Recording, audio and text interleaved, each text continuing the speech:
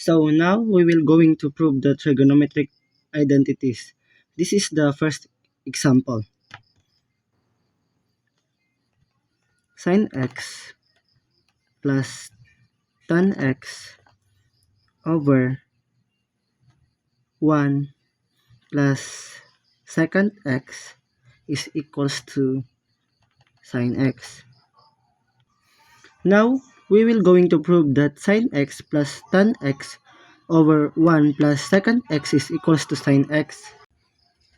Now the first step, we need to know that tan x is equals to sin x over cosine x. Secant x is equals to 1 over cosine x.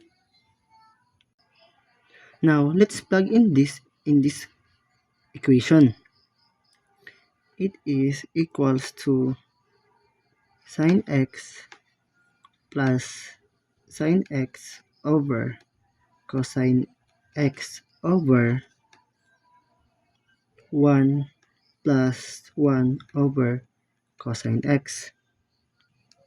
Now, the second step is we will find their common denominator in numerator and denominator. So, this is equals to sin x cosine x plus sin x over cosine x times cosine x over cosine x plus 1.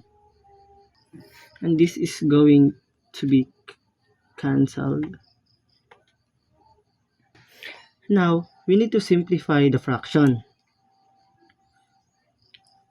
Sin x cosine x plus sin x over 1 times 1 over cosine x plus 1. This is 1 because we cancel it, and this will going to be 1. Now, we need to remember and to know that cosine x plus sin x is equals to cosine x plus 1. That's why this is cosine x plus 1. We will going to manipulate this one. This is sin x cosine x plus 1 plus parenthesis over 1 times 1 over cosine x plus 1. So we need to cancel this one and this one. And now the answer is sin x is equals to sin x. Now we prove that sin x plus tan x over 1 plus secant x is equals to sin x.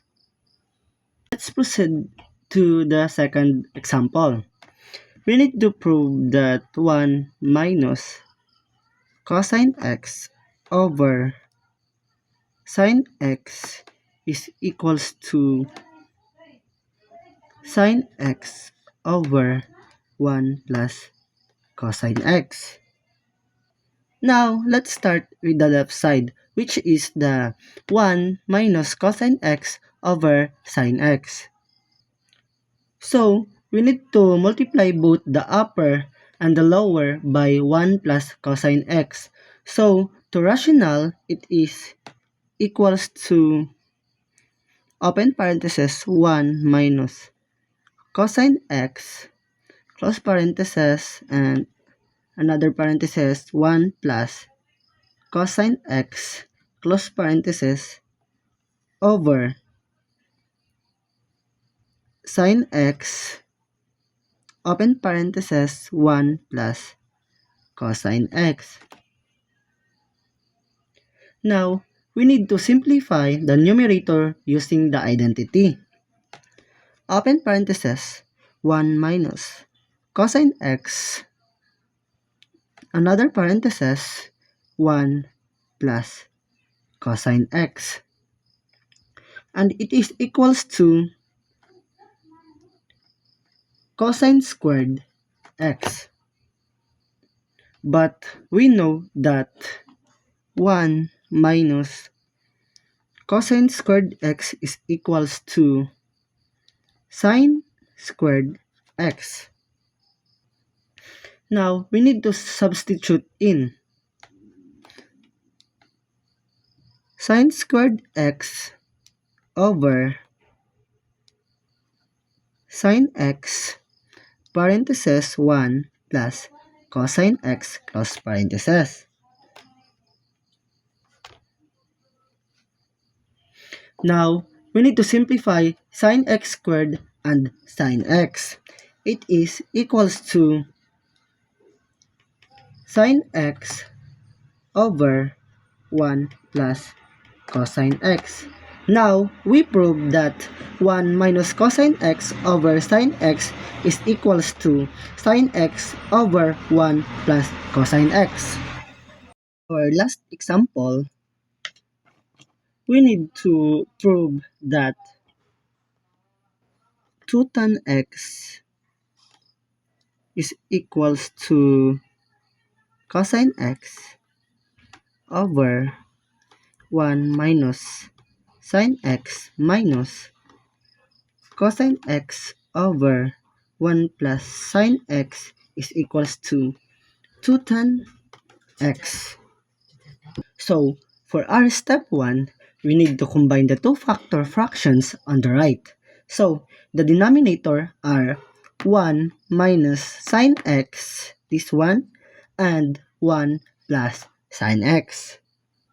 Now, the common denominator is, open parenthesis, 1 minus sine x, parenthesis, again, 1 plus sine x, parenthesis again, is equals to 1 minus sine squared x is equals to cosine squared x. Now, rewrite the right side with this denominator. It is equals to cosine x, parenthesis, 1 plus sine x, parenthesis minus, parenthesis again, cosine x, 1 minus sine x. Oh my bad, we need to erase this one. It is cosine x, parenthesis 1 plus sine x, parenthesis minus cosine x, open parenthesis again 1 minus sine x, close parenthesis. Now, for the second step, we need to simplify the numerator. We need to factor out the cosine x squared x over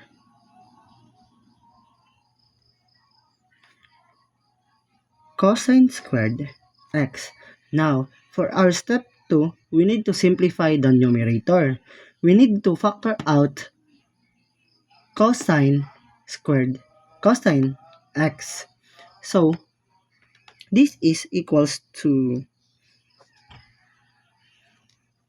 cosine x. I will put a bracket here.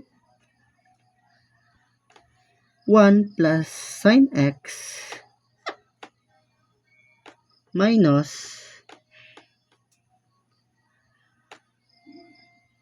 1 minus sine x over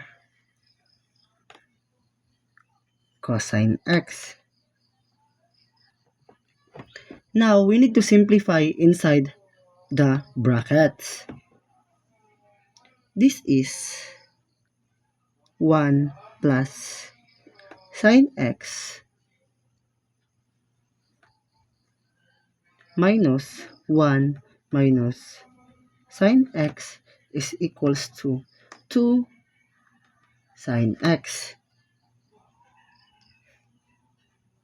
Now, we need to substitute back. It is equals to cosine x parenthesis 2 sine x over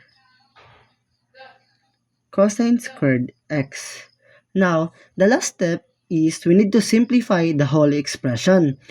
We need to simplify the fractions, which is, it is equals to 2 tan x. Now, we prove that 2 tan x equals cosine x over 1 minus sine x minus cosine x over 1 plus sine x is equals to tan x. So that's all. Thank you.